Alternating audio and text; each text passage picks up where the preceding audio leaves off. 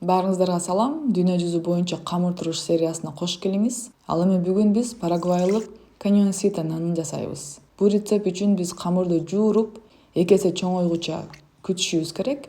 Андан кийин камырыбызды формага келтиришибиз керек. Формалагандан кийин 1 саат тыныктырып коюңуз.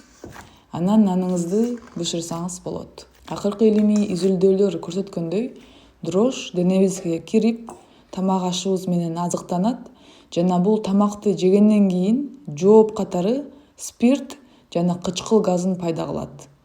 Ошондон кийин эртең менен башыбызда туман, алсыздык, чарчоо, нервоз менен ойгонобуз. Бул серияда мен адамдарга дрожьту колдонуудан баш тартууга жана алардын даамдуу нанын камыр туруш менен бышырууга жардам берем. Эгерде сизди камыр туруш кызыктырса, бул видеону сактап менин каналыма катталыңыз.